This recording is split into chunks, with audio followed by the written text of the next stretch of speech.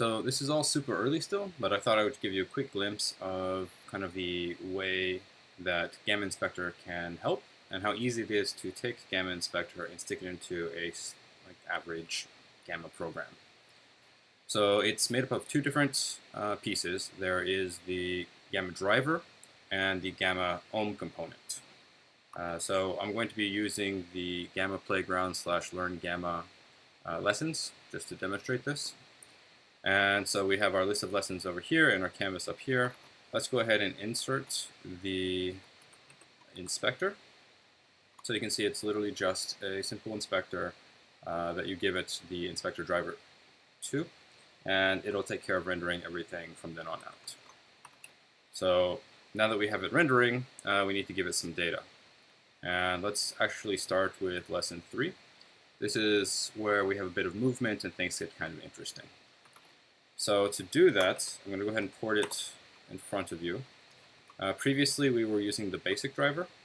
What we want to do instead is use the inspector driver. We can pass in the GL, and that's enough for us to now have a inspector driver which looks and acts just like the basic driver, but actually gives us a bunch of debugging utility. Because I want to parameterize it from the outside in, I'm going to go ahead and actually just pull out from the global app state. Let's say get in global app state, live driver. And I already know that there's an inspector driver there. So if we refresh, we should see no change in behavior because it acts exactly the same as a basic driver. So we'll go ahead and go to lesson 3. And there we go. It's animating just fine. I want to do two things. First, I want to set up a key binding so that whenever I hit C, it's going to go ahead and capture a frame for me.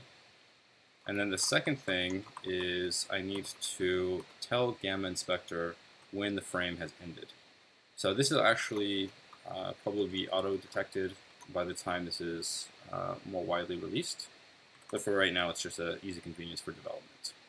So all I've done is switched over to the inspector driver, told it when the frame ends, and given me a convenience key for capturing frames.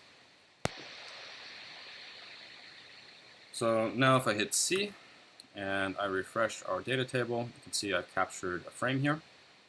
I'll capture a few more. So you can see I have all these individual frames. I can filter through all of the commands.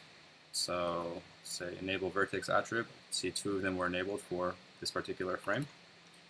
I can see how many total calls I had for this frame. And this shows not only the gamma calls, but also the raw GL calls. And then also, the other useful bit of this is that I'm able to easily go in here, filter for the draw calls, and then say, actually, I want to see what did that draw call produce for this frame.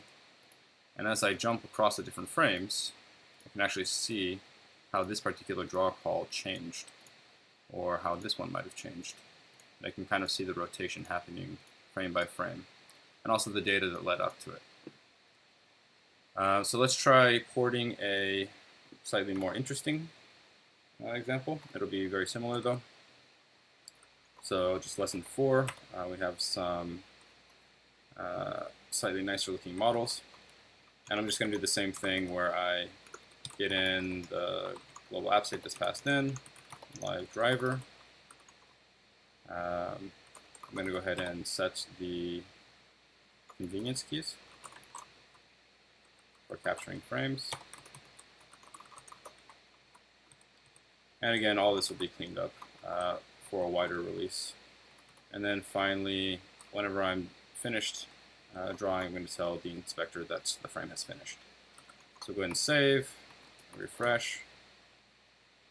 And now whenever I go to lesson 4, we should be using the inspector driver, hit C a few times, and we see our frames kind of pop in over here.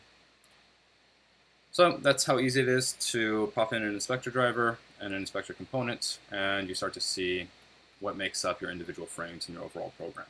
There's still a lot of stuff to port over from the existing WebGL inspector, including showing the buffers and previewing them, textures. Also really curious to see the states of the WebGL internal state machine at each draw call, which is super helpful for reproducibility reasons. And then also kind of the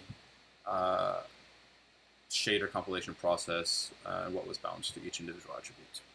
But this is just a quick preview of what we have today. This took about a day's worth of work on a Sunday, and yeah, it's already been super useful for lots of stuff for me.